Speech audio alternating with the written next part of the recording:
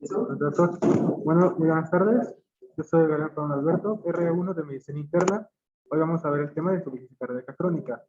La primera parte. El doctor sugirió que era mejor hoy ver las generalidades y en la siguiente sesión, sería el lunes, ver el tratamiento como tal, para no hacer clases demasiado extensas. Bueno, pues vamos a empezar.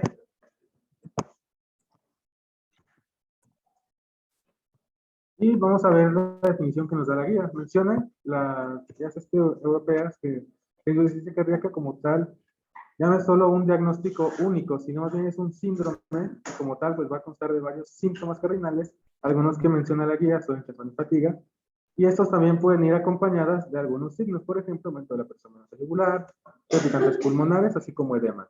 Y vamos a ver que se debe a una anomalía estructural y o funcional del corazón, la cual va a resultar en presiones intracardíacas elevadas y también un gasto cardíaco inadecuado, tanto en reposo como durante el ejercicio. En cuanto a la epidemiología, vemos que esta enfermedad sigue cobrando gran relevancia, sobre todo, como vemos en esta gráfica, porque se está asociando a años perdidos, tanto de vida como de trabajo. Entonces vemos que ha aumentado hasta un 36% desde 1990, obviamente secundario a mejores tratamientos, a una detección más oportuna y a un seguimiento más estrecho con los pacientes. Sin embargo, esto no los exime o no evita que esos años productivos se sigan perdiendo. Se espera que para el 2030 estos años aumenten todavía más, hasta un 10% en el 2030, y que su prevalencia aumente en un 15% más para el mismo año. O sea, vamos a tener más gente quizá que sobreviva en insuficiencia cardíaca, secundario probablemente al aumento de la expectativa de vida, pero estos años ya no van a ser tal cual con una buena calidad. Vemos que por la prevalencia en Estados Unidos se calcula que va en 6.2 millones de norteamericanos, de los cuales aproximadamente el 50% tienen insuficiencia cardíaca con frecuencia, con fracción de eyección reducida. Y se espera que para el 2030 esta cifra ascienda a más de 8 millones. Vemos que hay un 20-45% de estos tienen riesgo de por vida de desarrollar falla cardíaca para una edad que va desde los 45 hasta los 95 años. Pues el marco es demasiado amplio. La incidencia vemos que es aproximadamente 1 millón de casos nuevos al año en los Estados Unidos. Y vemos que aparece entre un 14 y un 36% posterior a un infarto al miocardio. Y vemos una tasa de aproximadamente 5.8 por cada 100 personas al año, al menos allá en Estados Unidos. Demasiado alto. En México, En México, la breve práctica clínica dice que está en 5. es un subregistro. Lamentablemente en México no hay un registro nacional de ciencia cardíaca. No lo hay en todo el mundo. Lamentablemente todos son por estudios pequeños, zonas muy interesadas, pero lamentablemente no. Lo que más se puede llegar a acercar son las encuestas nacionales de salud. Ajá, el INEGI, que es el que lo va contabilizando. No es un reporte que hacen los médicos, no es un reporte hospitalario. En España, que son los que van liderando el sistema de información y de registro, es porque ellos tienen un portal en internet donde cada consulta que venga, sea en medio privado o institucional, forzosamente tienen que, y obligados por la ley, tienen que ingresar todos los datos de cada paciente que viene, ya sea la primera vez, consultas subsecuentes y demás, que tienen que llenar esos datos. Entonces, en automático tienen un registro estadístico absolutamente de todo. Y hecho llenado por médicos, no por encuestas. Porque la encuesta va con el paciente que llega, está en su casa. Bueno, ¿cuántos aquí tienen insuficiencia cardíaca? No. Esa es la encuesta. Esos son los datos estadísticos. Bien. Entonces, en Europa, España fue el primero en implementar este sistema, y ya, pero actualmente ya lo adoptó Alemania, lo adoptó Francia, varios países, cuando Estados Unidos ni se diga, ¿no? Ellos son los líderes en estadística por excelencia, ¿no? Ellos puedes encontrar cualquier cosa de más inconocimiento en estadística en Estados Unidos. Pero se debe a que en México no hay un solo organismo. Europa no está la Sociedad Europea de Cardiología, está la Sociedad Española de Cardiología, la de cada país, pero es una sola sociedad. Aquí en México somos una unión. Está la Sociedad Mexicana de Cardiología, la Asociación Nacional de Cardiólogos de México, la Asociación Nacional de Cardiólogos de ISSSTE, y hay mucha competencia entre todos. Y no comparten sus datos estadísticos. Vale, ni siquiera por institución. O sea, son la estadística que tiene por ejemplo, el seguro en cardiología es más de la estadística, nada más del siglo XXI, o la estadística nada más de la raza. El ISSSTE, no hay mundo. Tenemos el CIA. El CIA está a nivel nacional, pero no funciona porque no podemos encontrar los datos de otras unidades. Entonces, aunque cada hospital maneja el CIA, pero no se comparten los datos, porque sigue siendo un sistema muy, muy viejo, que no pagaron la actualización y está llena de parches, pero no son compatibles con las tecnologías o los programas actuales. Solo puedes poner el diagnóstico. Nada más puedes poner el diagnóstico. Y además, si el que pone el primer diagnóstico no son los médicos, no se tienen referencia. Y el error del señor te aparece con influenza. No quiere que uno lo corrija. Desafortunadamente son esfuerzos pequeños, reportes de casos, estadísticas personales, las que se tienen en México, pero es un misterio enorme porque no hay esto en nadie.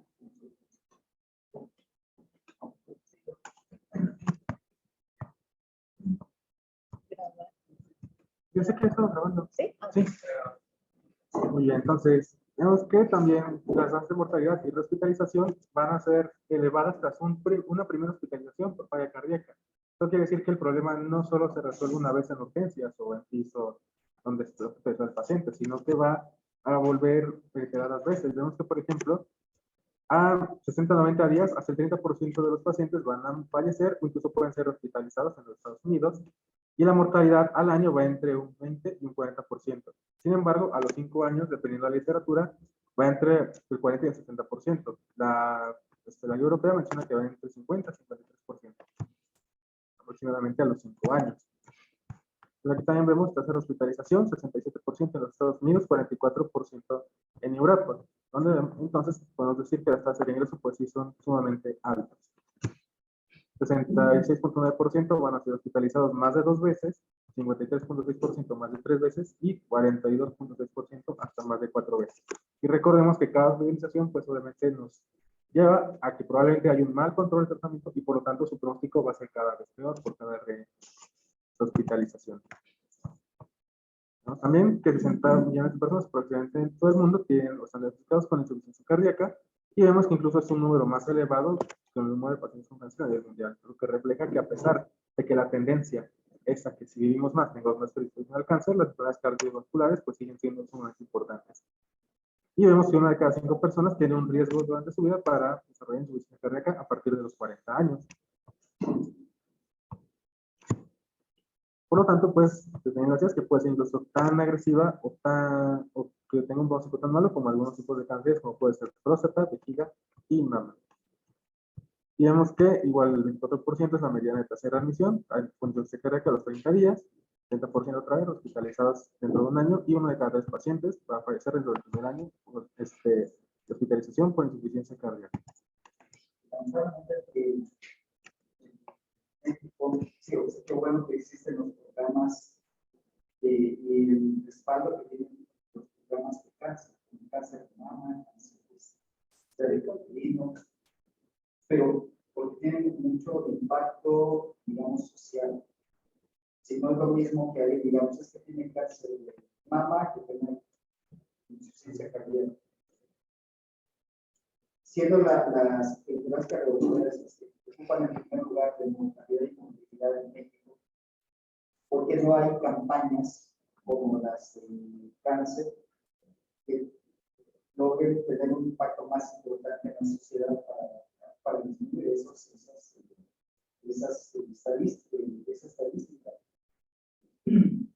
Y alguna vez comentándolo con estas juntas que hay de fármacos y demás, lo que pasa es que no se hace porque no es, aunque el gasto en salud para las enfermedades cardiovasculares sería sumamente alto, rebasaría, pero por mucho, aún por el costo del tratamiento de cáncer, de quimioterapia, terapias, cirugías, el costo de las enfermedades cardiovasculares lo superaría por mucho.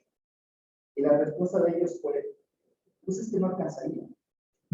No hay dinero suficiente para hacer campañas y tener un tratamiento adecuado para todo esto. Se llevaría todo el presupuesto. Entonces, lo más fácil es, no lo hacemos, lo dejamos en manos de los médicos y nada más nos enfocamos a estas que tienen más impacto de sorpresa, más amarillista, ¿no? En todo el caso. Por eso, no hay una campaña adecuada o que se investiguen recursos para enfermedades cardiovasculares. No alcanza. Nos vemos que, por ejemplo, el quiz de Carreca es una afección progresiva.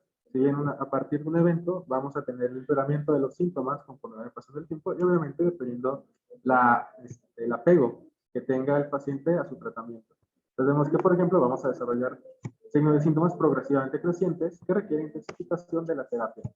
Por lo tanto, pues podemos incluso llegar a necesidad de diuréticos más agresivos, hospitalización o incluso visitas urgentes por la agudización de la urgencia cardíaca. Vemos que a los 18 meses, 1 de cada 6 pacientes también va a presentar un empeoramiento significativo en cuanto a insuficiencia cardíaca. Vemos que, si bien 9 de cada 10 pacientes son sintomáticos, pues, como dice el doctor, la atención se centra más en corregir en un momento las agudizaciones y el tratamiento a largo plazo, pues, se va impidiendo y a veces no permite un seguimiento adecuado. Vemos que un tercio de los pacientes que tienen insuficiencia cardíaca con función reducida tienen alto riesgo de hospitalización o muerte cardiovascular, incluidos los que incluso pueden parecer estables. Entonces, aquí hemos visto muchos pacientes que de repente llegaron por alguna complicación que no tuviera que ver cardiovascular, de repente no lo podemos sacar de la intubación o tenemos que tener una evolución tórpida, pues vamos al ecocardiograma y vemos que su fracción de eyección pues era 30, 25. Entonces, siempre debemos tenerlo en cuenta. Para que el paciente en un momento no esté descompensado, pues sí, va a hacerlo más lábil a las distintas afectaciones que vaya presentando en sus hospitalizaciones. Entonces, ahora sí, hablando un poquito de la clasificación, la guía ya nos habla de que debemos dejar de lado eso de que es derecha, izquierda, compensada, no compensada. Lo reduce más hacia solamente la fracción de eyección del ventículo izquierdo. Entonces, que, por ejemplo, va a ser reducida si tiene signos de síntomas, que ahorita vamos a revisar cuáles son, y tiene una fracción de eyección del ventículo izquierdo menor al 40%. Moderadamente reducida cuando estaba entre el 40 y el 49%, y preservada cuando este es mayor al 50%, pero sin embargo ya tiene afectación cardíaca funcional y estructural, o en su defecto tiene péptidos antibióticos elevados. También se ha agregado una nueva que es la mejorada, en la cual era un paciente que anteriormente tenía una FEBIM del 40% sintomática, posterior al tratamiento mejora hasta por al menos 10% y tiene una segunda medición por arriba del 40%. Sin embargo, el que esté mejorada no quiere decir que podamos de inicio reducir la terapia ni que el paciente vaya a tener como tal un pronóstico mucho mejor, sino que más bien hemos logrado en un inicio parar el daño cardíaco y quizá mejorar un poquito más. Pero si nosotros reducimos la terapia, probablemente vuelva a tener una fracción de eyección reducida. Más por definición, ya la guía nos habla de, intenta compensar un poco, o más bien hacer un consenso entre cómo definir esta daño cardíaco. Vemos que se refiere a signos y síntomas causados por una afectación estructural y o una anormalidad funcional, que también se tiene que corroborar con al menos uno de los dos siguientes, que son péptidos natriuréticos elevados o en su defecto evidencia objetiva que nos hable de congestión pulmonar o sistémica. Aquí tenemos los valores de corte que nos hablan de péptidos natriuréticos, sin embargo ahorita vamos a ver un poquito más que esos no necesariamente son tan estrictos, ya que hay muchas zonas grises dependiendo de la población que estemos revisando. El paciente ambulatorio, el BNP es un valor de 35 sobre mililitros y en pacientes hospitalizados o descompensados a partir de 100.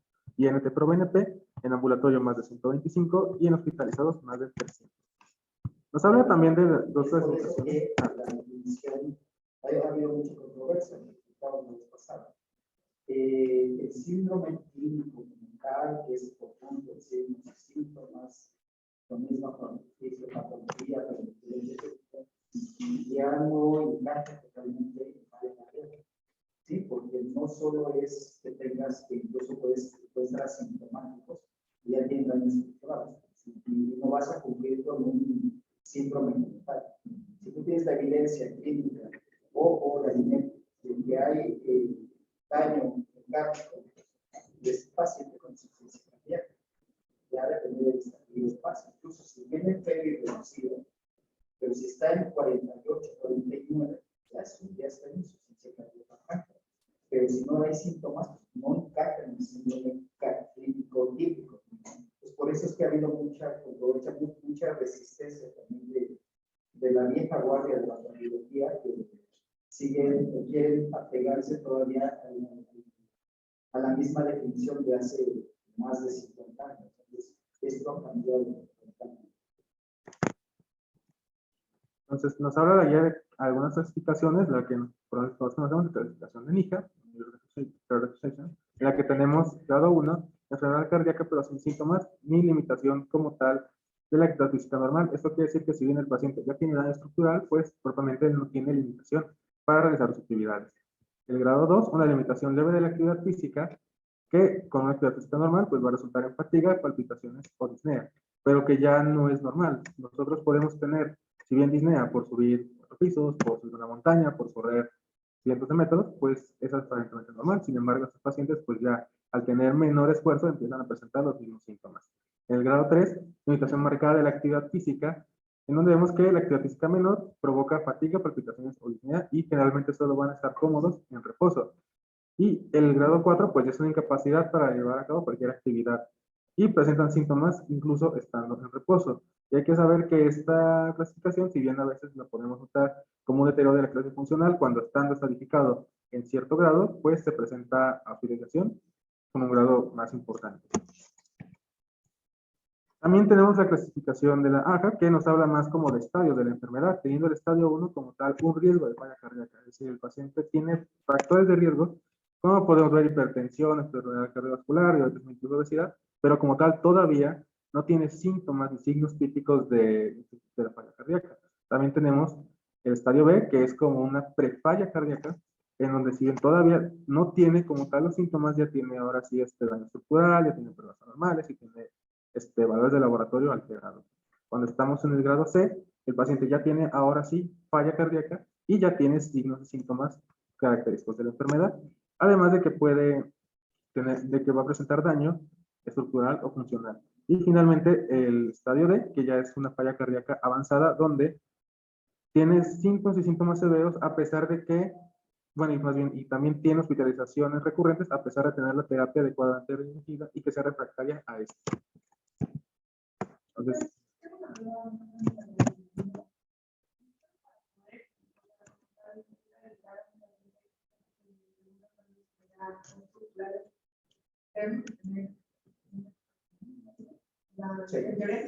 mira, y lo de medio que tiene y sé que es hipertensa y tiene todos los factores de riesgo cardiovasculares, pero como tal yo no puedo descalificarla en alta. Así es, porque si tiene un factor de riesgo, ya de entrada ya es estadio de insuficiencia cardíaca seguro. O sea, por lo menos ya tiene un factor de riesgo.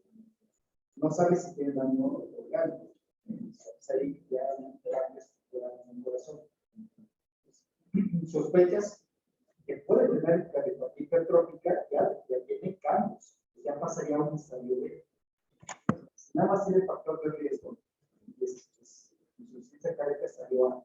Hay factores de riesgo, pero no hay cambios, no hay daño estructural. Si le haces el eco o tienes un electro con franca hipertrofia del ventrículo izquierdo, ya lo pasas a la B. No tiene datos de falla cardíaca, pero tiene cambios estructurales. Si tiene hipertrofia del ventrículo izquierdo, es un cambio estructural. Ya lo pasas a estadio B. Con el electrocardiograma, pues vas a confirmar si tiene FEBI conservada, FEBI moderadamente reducida o FEBI reducida. Y ya lo vas a procesar pasado. Está bien. Y ya tienes que hacer manejo para cambiar. Pero ya lo vas a estabilizar. Y si ya lo tienes con manejo óptimo y sigue con síntomas, está bien. Entonces, va a depender del eco. Si el eco desde el primer día que haces un eco, tiene compresión arterial, tiene disnea, y ya el eco ves si tiene hipertrofia, ya no es sano. Y si tiene disfunción diastólica, ya tampoco es B. Ya tiene disfunción, ya tiene insuficiencia cardíaca con FEBI conservada. Y ya no vas a estar buscando. Muy bien, entonces la guía nos habla de muchísimas etiologías que sí es importante como tal recalcar.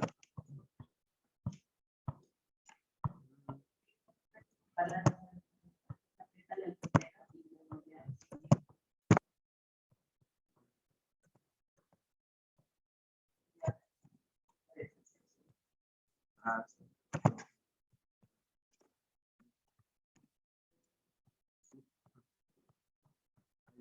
Bueno, entonces, viendo causas de falla cardíaca, hay que investigar, por ejemplo, enfermedad cardiovascular, que puede ser secundaria a infarto, angina o arritmias, puede ser secundaria a hipertensión, como decía el doctor. Y generalmente, pues, en un inicio va a estar con la función histórica preservada, puede ser secundario a valvulopatías, ya sea primaria o secundaria, estenosis aórtica, mitral, puede ser por arritmias, puede ser por cardiomiopatías, dilatada hipertrófica. Nos habla también de que tenemos que considerar el Takotsubo y por toxinas, sobre todo alcohol y cocaína, o en algunos casos por intoxicación en mineros o personas que trabajan mucho con hierro o con cobre. También puede ser por enfermedades cardíacas congénitas, por ejemplo, anomalía de entre la de Fallot, puede ser de causa infecciosa, por ejemplo, miocarditis viral, enfermedad de Chagas, muy importante en nuestro país todavía, o incluso por virus de inmunodeficiencia humana. También secundaria a fármacos, como pueden ser anticipinas en tratamiento del cáncer, trastuzumab, inhibidores del factor de crecimiento endotelial, entre otras. Sin embargo, menciona que la causa más frecuente va a ser la enfermedad coronaria, o aún así tenemos que sospecharla en estas enfermedades de neuropatías, valvulopatías y cardiopatías congénitas.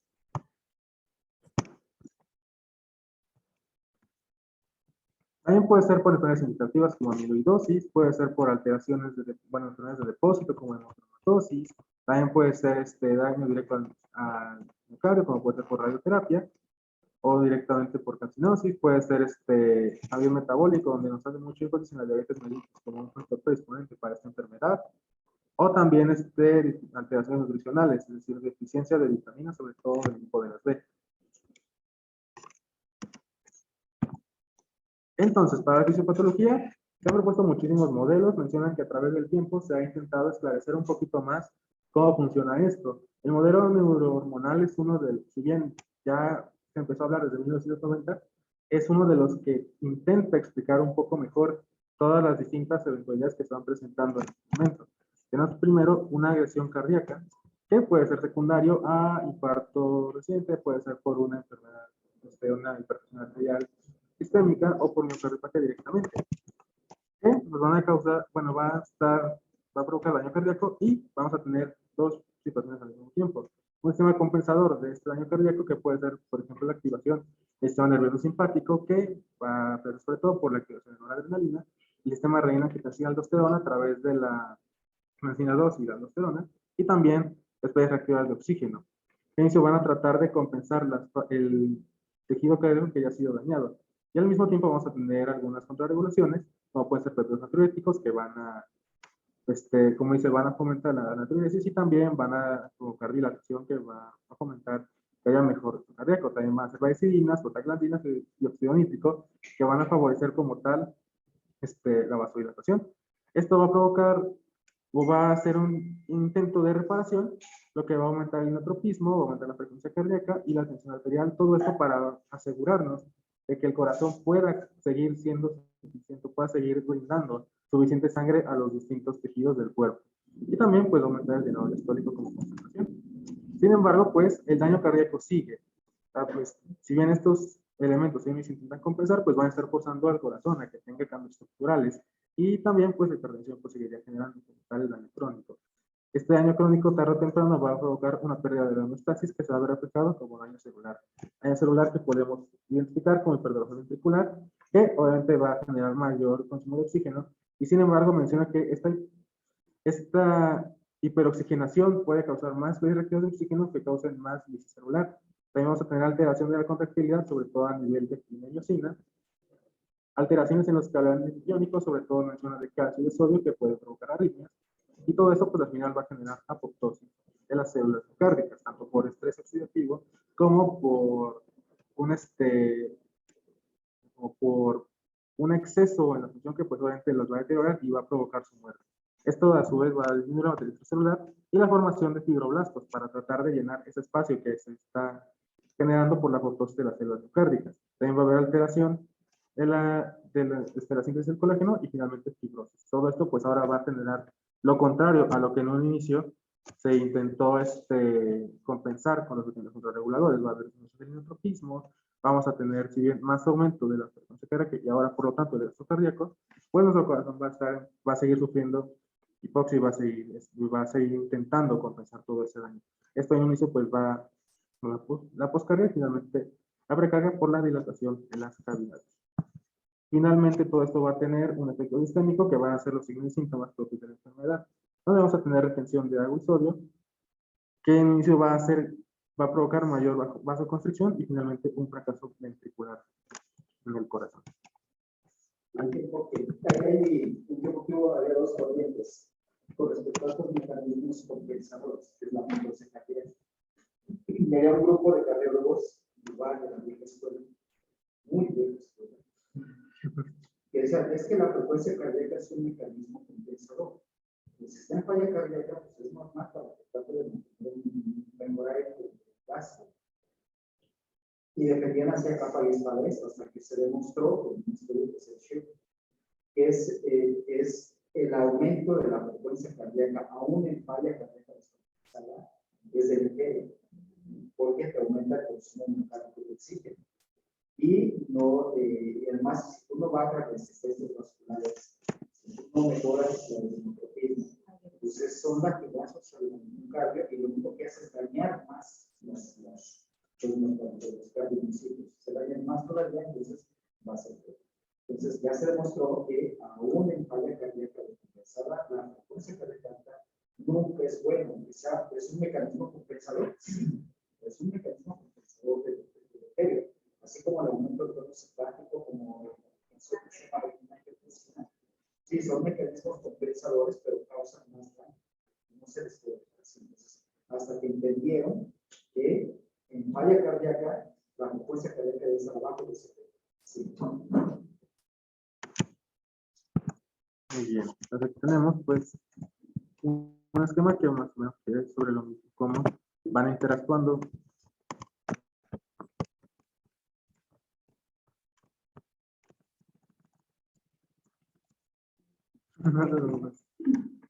cómo van interactuando, ¿no? Tenemos el remodelamiento del miocardio, donde vemos que hay mayor estrés de pared, mayor estrés oxidativo, inflamación, hormonal, que es lo que estábamos viendo anteriormente, los temas compensadores. Y finalmente, pues, alteración en los canales de calcio. Esto va a afectar y nos va a provocar congestión venosa, que, bueno, igual va a provocar alteraciones como tal en el flujo y vamos a tener, o va a provocar situaciones de vasoconstricción que van a alterar como tal el plácnico. Entonces va a haber momentos en los que puede haber hipoxia secundaria a esta vasoconstricción. También vamos a tener deterioro de la función renal por otra vez activación del sistema renina angiotensina aldosterona con retención de sodio y agua y por lo tanto igual más vasoconstricción periférica. Todo eso finalmente llevándonos a disfunción endotelial que ahora ya va a provocar una resistencia al óxido nítrico. Entonces nosotros como tal seguimos generando y generando y generando cada vez más vasoconstricción en un círculo vicioso que finalmente pues va a causar la hipoxia del tejido cardíaco y posteriormente pues la congestión del resto del sistema.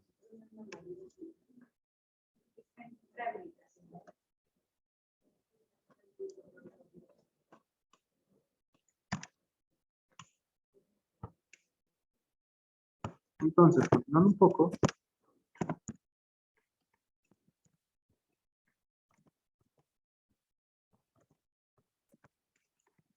esquema vemos que si bien la hipertensión, la miocardiopatía dilatada, la estenosis aórtica, pericarditis y otras enfermedades que causen daño directamente al corazón, pues van disminuyendo como tal la capacidad del bombeado sanguíneo. Esto pues va a afectar, como ya vimos, la función del ventrículo izquierdo y vamos a tener hipertrofia, lo cual va a afectar las arterias coronarias y como tal va a disminuir la cantidad de oxígeno que directamente llega al corazón, generando la insuficiencia cardíaca izquierda. Como vimos, esto va a generar una disminución en el gasto cardíaco, disminuyendo el volumen de sangre eyectado por minuto, y pues esto obviamente nos habla de que hay menor flujo sanguíneo en los distintos órganos. Uno de ellos, pues, el riñón, disminuye como tal el filtrado glomerular. Que bueno, pues como recordemos, esto va a activar también el nervio simpático, la hormona antidiurética, el sistema de reinervación de aldosterona para compensar como tal eso de que el riñón está sensando como que realmente hay problemas, lo que hay de la perfusión. Entonces vamos a tener mecanismos que van a intentar compensar como tal en un inicio la falla cardíaca y nos va a dar síntomas de congestión, como tal vemos acá, agudo de pulmón, disnea, ortopnea, disparoscopia nocturna y crepitantes, que al final pues van a seguir congestionando como tal el sistema y ahora nos va a dar una insuficiencia cardíaca que se va a ver con el resto de los síntomas propios de la enfermedad, como son yugular, hepatosplenomegalia, ascitis, cirrosis y también edema de miembros inferiores. Aquí tenemos la guía, los signos y síntomas que realmente nos mencionan. Entonces, como tal, tenemos igual disnea, ortopnea, disnea nocturna, que tengamos menor tolerancia al ejercicio, fatiga incrementada y también menciona edema, pero lo limita sobre todo al tobillo. Menciona también los signos que son más específicos y nos pueden orientar un poquito más hacia esa enfermedad, como vemos elevación de la presión venosa yugular, reflejo del pato yugular, que tengamos ritmo de galope o S3 y que el impulso apical esté desviado hacia la izquierda. Tenemos otros menos típicos, que son tos nocturna, que puede ser sensación de hinchazón, pérdida del apetito, confusión, depresión, palpitaciones, síncope, y también otros signos menos específicos, que puede ser en un inicio, ganancia de peso secundaria de retención hídrica, o pérdida de peso cuando ya estemos hablando de falla cardíaca avanzada, pues este exceso de demanda del corazón pues va a empezar a consumir mayor cantidad de energía y por lo tanto pues eso se va a ver reflejado en pérdida tanto de tejido adiposo como también de giro muscular. Que como vemos acá pues ya es podemos llegar incluso a la caquexia, podemos tener fibrilas pulmonares, taquicardia, pulso regular, hepatomegalia, ascitis, entre otras. Entonces aquí tenemos un esquema que nos habla de los síntomas más comunes. En que, por ejemplo, ansiedad, alteración del sueño, son disnea, fatiga, ortopnea, son de los que más frecuentemente vamos a encontrar en nuestros pacientes. También están los criterios de Framingham, que son de la antigua literatura, que nos hablaba de que se requieren dos criterios mayores, son criterios mayores y dos menores para identificar como tal la falla cardíaca. Sin embargo, pues vemos que ya no se limita solo a la clínica, ahora necesitamos el estudio de gabinete para poder o el por laboratorio para poder confirmar que realmente tenemos una insuficiencia cardíaca. Entonces el diagnóstico.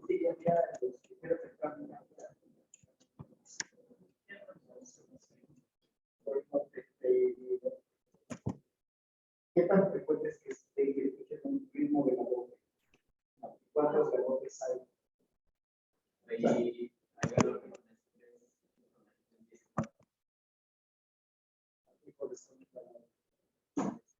Se habla del paciente y el S4 se produce en la fase de llenado muscular rápido cuando la sangre que viene de las células choca con una pared ventricular. Como más o menos. Los dos son fenómenos diastólicos. Y lo van a asociar muchas veces como galope auricular o galope ventricular. El S3 actualmente se tiene muchos fenómenos ventricular y el S4 es auricular. El tercer ruido corresponde al llenado rápido ventricular por diferencias de presión. Porque cuando ya está, se abre la válvula mitral, ¿qué pasa? En ese momento no hay compresión auricular, se empieza a llenar el ventrículo izquierdo, pero por diferencia de presión.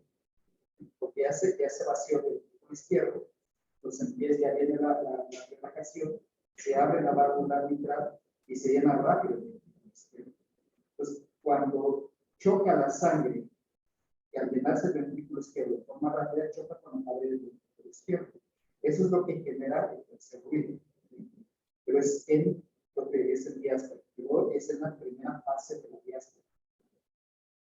Y el cuarto ruido, que es el galope o eno, es el que corresponde a la constitución auricular. Después del llenado rápido ventricular, viene la sístole auricular. Y entonces cuando se escucha el cuarto ruido, porque también es el choque de la sangre con la pared del ventrículo. Los dos son fenómenos diastólicos, pero uno se va a escuchar en la fase inicial de la diástole y el otro en la fase final de la diástole. ¿Sí? Entonces, ¿cómo se van a escuchar el tercer ruido? Pues va a ser. Y el cuarto ruido, porque está muy cercano al segundo ruido. ¿Sí? Entonces, ¿cómo se va a diferenciar? Ahora, ¿qué es lo más frecuente de encontrar? El S3 lo vamos a escuchar más frecuentemente en falla cardíaca aguda. Y el cuarto ruido lo vamos a escuchar más frecuentemente en falla cardíaca crónica. ¿Por qué?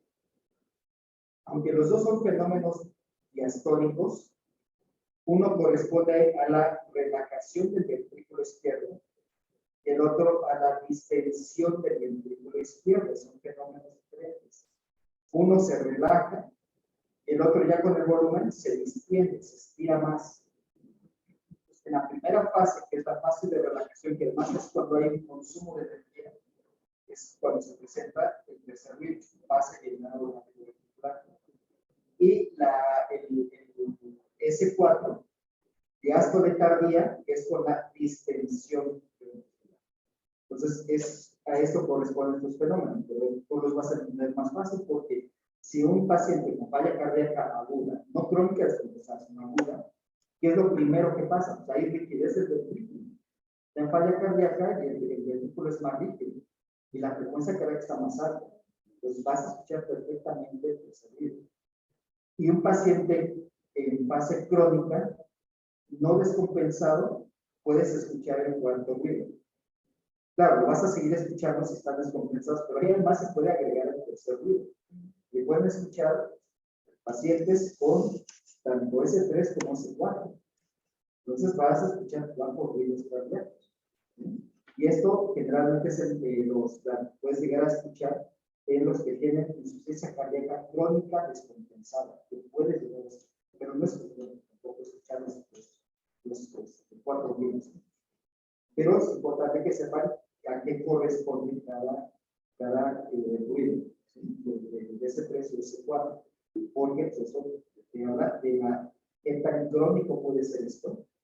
Si está descompensado, te puede orientar un poco en ese tipo, pero difícilmente se va a escuchar un S4 en falla cardíaca. Porque ya esto nos habla de que ya es un ventrículo mucho más dilatado y que ya tiene mayor problema de la distensibilidad. O sea, de la relajación no hay duda, está afectada. Pero en falla cardíaca crónica está, además de la relajación, también es más importante la distensibilidad. Bueno, es mucho más evidente las alteraciones en la distensibilidad. Y te habla de un ventrículo más rígido. Si escuchas ese 4, es un ventrículo mucho más rígido que si nada más escucharas ese 3. Bueno, entonces continuando, la guía nos propone un algoritmo diagnóstico para facilitarnos un poquito la vida. Entonces tenemos que sospechar primero falla cardíaca cuando tenemos factores de riesgo, cuando ya presentamos los síntomas y también en un electrocardiograma anormal. Ante esto, lo primero que tenemos que hacer es tomar valores de NT-proBNP o de BNP. Si salen arriba del punto de corte, pues entonces ya nos recomienda como tal realizar ecocardiografía para estatificar como tal nuestra falla cardíaca. Y si encontramos alteraciones, pues entonces ya la clasificamos dependiendo, si es un 50%, pues ya está reducida, moderadamente reducida. reducida o si está todavía conservada. Y vamos a determinar la etiología como tal de esta falla cardíaca y comenzar con el tratamiento dirigido. En caso de que en algún punto no tengamos en este ProBNP por arriba del punto de corte o no encontremos nada en nuestro electrocardiograma, pues como tal tenemos que considerar otro tipo de diagnósticos. Y que son algunas de las pruebas que nos recomienda la guía para poder orientar un poquito nuestros diagnósticos que ahora vamos a revisar una por una. Es muy importante esta familia. El nivel de indicación de los estudios de la anemia para confirmar diagnósticos. Indicación BNP y NT-proBNP, indicación de clase 1. Ponen ahí el electro, también clase 1, pero nivel de evidencia C, que es opinión de expertos, ¿no? Que debería tener un nivel de evidencia A igual que el electrocardiograma, porque es con el que haces el diagnóstico definitivo de cual todas las alteraciones estructurales puedan haber. Pues ahí hay un que no lo entiende por qué lo ponen como opinión de expertos. Pues sí, pero es una opinión de expertos, pero es indispensable para confirmar.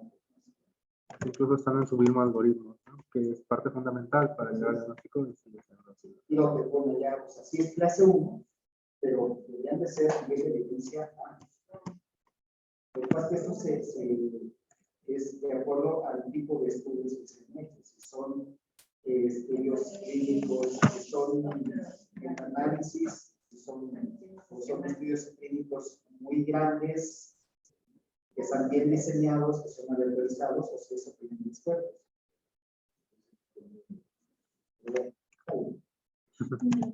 Eso puede ser perfecto. Bueno, aquí tenemos entonces, hablando un poquito de los péptidos natriuréticos, teniendo como tal los valores igual, cuando ya estamos ante un paciente que acude al área hospitalaria y pues que llega con disnea, pues el punto de corte generalmente va a ser de 300 a 250, pero tenemos que, dependiendo de la edad, pues va a aumentar. Si estamos entre los 50 y los 75 años, el punto de corte puede aumentar hasta más de 900 y en más de 65 años, pues llega hasta 1800. Entonces, esto es una gris, la tenemos que considerar en el caso de que estemos valorando a un paciente, no porque de un paciente con 75 años y nos llega con un ProBNP de 500, pues quizá deberíamos también complementar un poco nuestros estudios para realmente decidir si está o no en falla cardíaca.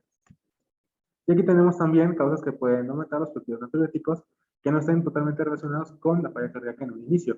No pueden tuber insuficiencia cardíaca, seno coronario agudo, embolia pulmonar, miocarditis, valvulopatías, incluso no cardíacas, que puede ser, por ejemplo, antecedente de ictus, que puede ser alteración renal, que puede ser por ejemplo una estructura crónica, y los que siempre vemos acá, ¿no? Que es por obesidad. Hasta hablando un poquito ahora sí de los distintos estudios, tenemos el electrocardiograma, que, bueno, menciona, la guía anterior lo menciona, y las nuevas, de hecho, ya ni vienen estos estudios, no entiendo por qué. Si los menciona en su tabla de recomendaciones, pero va directamente hacia la resonancia de corazón. Entonces no entiendo qué pasó ahí. Pero bueno, volviendo un poquito a la viejita, pues de 2016, pues mencionaba que el electrocardiograma sí se debe realizar en todo paciente en un inicio con sospecha de insuficiencia cardíaca. Y decía la guía que un electrocardiograma normal va a ser poco frecuente y también debe ser tomado así con cautela porque generalmente excluye el diagnóstico. Sin embargo, nosotros debemos correlacionar nuestra clínica y la evolución de la enfermedad para realmente considerar si sí o no está en falla cardíaca nuestro paciente.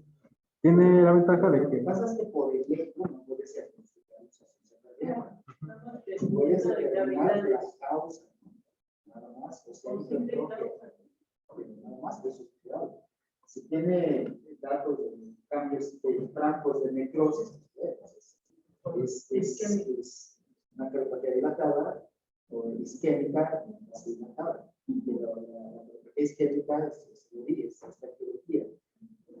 Si tienes hipertrofia muy importante del ventrículo izquierdo, porque esas sospechas que tiene una cardiopatía hipertrófica.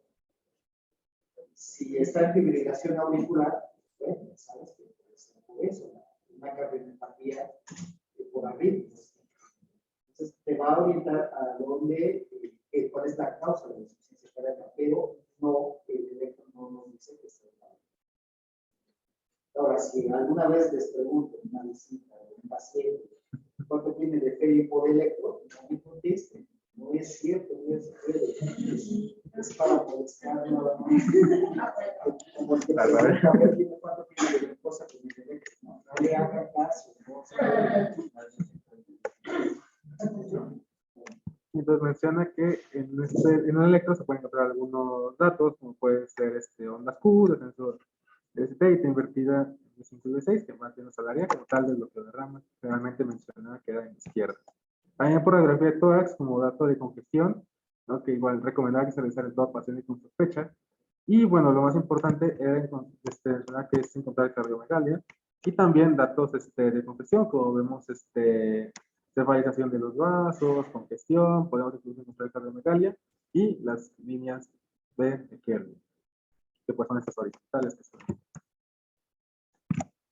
Por laboratorio, lo que más busca es tratar también de identificar la causa de la falla cardíaca y pues así lograr pues romper como el ciclo vicioso en el que el corazón sigue causando hipoxia. Entonces, biometría hemática nos puede ayudar solo para valorar datos de infección, así como anemia sobre todo. Química sanguínea para valorar la función del riñón sobre todo, electrolitos séricos para ver respuesta al tratamiento. En el caso de uso de IKR2, porque recordamos que pueden generar hipercalemia, pruebas de función hepática para evaluar datos de congestión hepática, sobre todo por aumento de las transaminases, ST y LT. De pruebas de función tiroidea, en el caso de que sospechemos de hiperhipotiroidismo. En México, bueno, menciona que en algunas zonas endémicas de México la guía sí lo menciona, la serología para enfermedad de Chagas, que sí puede causar también falla cardíaca y también en algunos casos se sospecha de miocarditis o anticuerpos antimiocárdicos, cuando sospechamos de patología autoinmune como tal. Que ahora habrá que agregar cuerpos SARS-CoV. Muy frecuente de mucho más de lo que se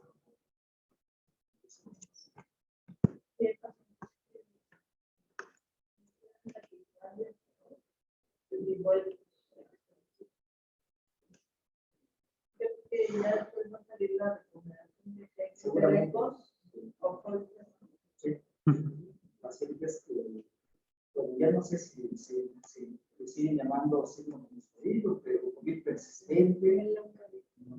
Post-COVID, porque ya se supone que Ya aparentemente ya estaban con eso de que era COVID persistente, ¿no? Pero ya no vivimos. a no ser que tengas un PCR. En el síndrome post-COVID tienes que hacer un ecocardiograma. Por las fatigas que Tienes que descartar que no tenga daño mental. Puede ser que tenga fibrosis, pero puede ser que tenga daño mental. Finalmente, el COVID es una enfermedad, una infección cardiovascular. Según los autores de la ECA. Según los autores de la ECA. Por eso tanto vamos, ayuda tanto a todos los órganos como pasos sanguíneos importantes. También nos habla de la prueba de esfuerzo, que como tal nos va a hablar sobre todo de la capacidad funcional de nuestro paciente, qué tanta resistencia al esfuerzo tiene y pues cómo afecta eso en su calidad de vida. También nos puede evaluar la isquemia y también la habilidad para revascularización. Sin embargo, menciona que pues, no es útil en ancianos o pacientes con limitaciones físicas y también menciona que tampoco es muy útil en pacientes con alteraciones del neurodesarrollo, porque como tal no pueden seguir las instrucciones. Esta sí mantiene la circulación. Si sospechas que tiene falla cardíaca o isquemia, difícilmente te va a gustar una prueba de esfuerzo en paciente falla cardíaca. Por eso no es, el mayor valor es para evaluar el tratamiento. Entonces, ahora sí tenemos el ecocardiograma, que menciona ahí que el Doppler es la prueba más útil disponible como tal para establecer el diagnóstico en pacientes con insuficiencia cardíaca, y ya vimos ahora para certificarlo como tal. Tiene mayor seguridad que pruebas invasivas y también nos es útil tanto en la elaboración inicial como en el seguimiento. Sin embargo, mencionaba la guía que todavía es operador dependiente. Vemos que puede ayudarnos a identificar trastornos estructurales, también determina el tamaño y la función del ventrículo derecho, la dimensión de las aurículas, puede ayudarnos también en la medición de la vena cava para evaluar la bulimia, así como el estado de precarga, y también nos puede ayudar para valorar la motilidad y las alteraciones segmentarias que nos pudieran orientar también hacia un cierto daño isquémico como tal. Tenemos el ecocardiograma transtorácico, que vemos que como tal la ejercicio de dirección para evaluar función miocárdica, sistólica y diastólica de ambos ventrículos. Menciona la guía que el método Simpson es el más adecuado para valorar la fe y por este método. Mira, bueno. Ya no. Ya va a cambiar esto seguramente las próximas días, pero esas apenas son muy recientes. Pero mejor método para determinar con mayor exactitud la función sistólica del vehículo izquierdo, la función de expulsión, que lo más correcto es decir expulsión, no división. Es medir la PEDI, pero por tercera división. Okay. El gol estándar para evaluar la función del vehículo izquierdo es la resonancia. Y entonces también tenemos otros, como la tomografía multicorte, que aquí ya aparece en la nueva guía, que como tal nos ayuda a la visualización no invasiva de la anatomía coronaria, y también valora la necesidad también de un estudio todavía más invasivo como tal, útil en pacientes con riesgo bajo de coronapatías como tal. Sin embargo, pues el problema es que solo está disponible en hospitales muy grandes. Creo que sí lo tenemos. Y vemos que nos ayuden a identificar la enfermedad coronaria dependiendo tanto de la extensión y la gravedad que represente las alteraciones cardíacas, como vemos en la acá. Y bueno, nos puede indicar un mayor riesgo de eventos vasculares. También nos menciona que se puede utilizar el Holter como tan solo para detectar arritmias supraventriculares o braquiarritmias y más que nada para buscar situaciones que pudieran empeorar el pronóstico de pacientes con insuficiencia cardíaca como tal, ya que menciona que si detectamos arritmias ventriculares, pronostica mayor mortalidad general. En el Holter, aquí debería de tener una mayor relevancia en todos los pacientes con fallo cardíaco, porque ya vimos que uno de los mecanismos es, sabes que se aumenta el sistema simpático, entonces la mayoría de los pacientes con insuficiencia cardíaca tienen un riesgo de arritmias ventriculares, ya sea taquicardia ventricular, fibrilación ventricular y muerte. Y el corte, además podemos saber qué pacientes tienen mayor riesgo de muerte súbita. ¿Qué tipo de acuerdo a la clase funcional, qué pacientes son los que tienen más riesgo de morir por arritmias ventriculares? Los que están en clase 1, clase 2. Los que están en clase 3, clase 4 van a morir, pero los que están en clase 1, clase 2. O sea, todos deberían tener un corte. Porque con el corte primero vas a identificar si tiene o no alguna arritmia, algún trastorno de la condición. No para resignificar, porque si tienes un corte, una electro, a la izquierda, pues ya por eso tienes para resignificación. Pero si tú no tienes un electro demostrado, una taquiarritmia, en el corte lo puedes documentar y lo puedes dar tratamiento específico, incluso llevar a relación. Pero ¿qué otros criterios? Si no tiene ninguna arritmia, pero este paciente tiene algo que se llama variabilidad de la frecuencia cardíaca disminuida, es un riesgo muy alto para muerte súbita. Entonces, y hay muchos parámetros que además podemos ver exactamente cómo está el sistema simpático. Para la variabilidad de la frecuencia cardíaca existe algo que se llama dominio de tiempo y dominio de frecuencia. Eso ya es que lo vemos después con detalle qué significa cada uno de estos. Pero en ambos vamos a ver finalmente el tono simpático. Está aumentado el tono simpático, pues sin lugar a duda es un mayor riesgo de taquiarritmias, sobre todo ventriculares. Entonces, deberían de tener todos los pacientes con falla cardíaca el Holter. Sí. Y además existen otras cosas que nos van a demostrar que hay zonas de conducción lenta, la fibrosis del corazón, y podemos encontrar muchos otros parámetros que nos pueden decir aquí hay zonas de conducción lenta, aunque no haga arritmias, tiene un riesgo muy, muy alto de hacer eso. Algo que se llaman potenciales tardíos. Y estos potenciales tardíos se demuestran, el paciente tiene que darse, es difícil la ablación en pacientes con insuficiencia cardíaca. Es difícil, ya cuando hay mucha fibrosis, puedes quemar una zona donde haya una taquicardia, pero te va a aparecer en otros lados. Entonces, el Holter, hay que hacerlo todos. Entonces, que se lo pueden hacer en un consultorio de Xochimilco.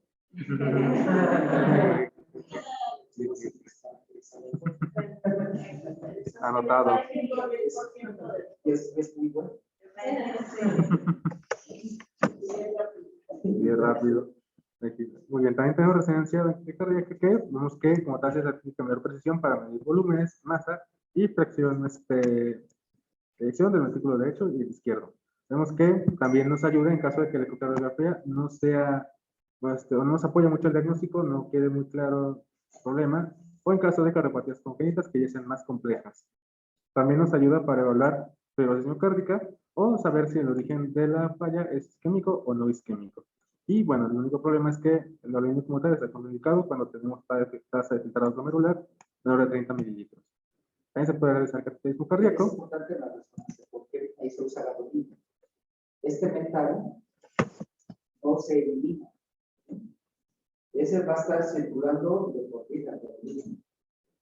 Y si el paciente tiene daño renal, pues va a dañar más.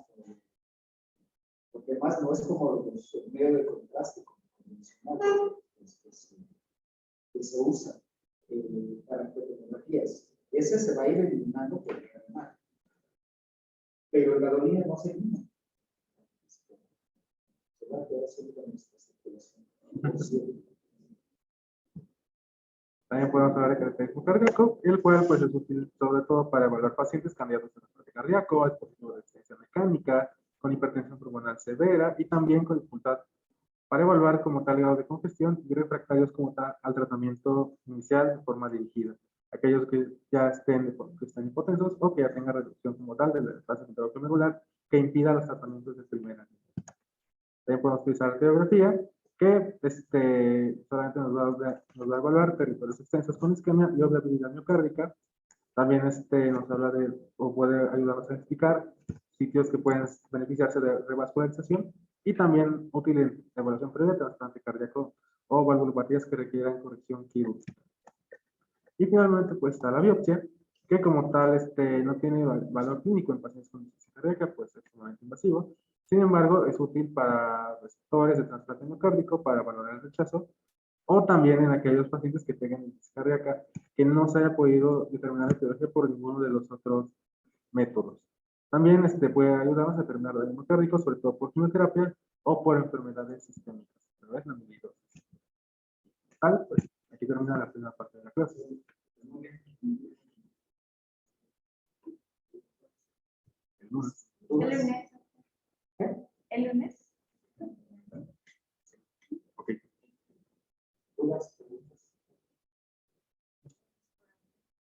El lunes, creo que el lunes van a ser.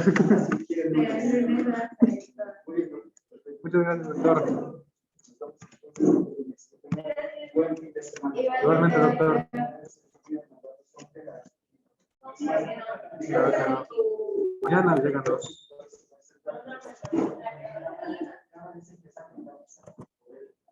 Está bueno.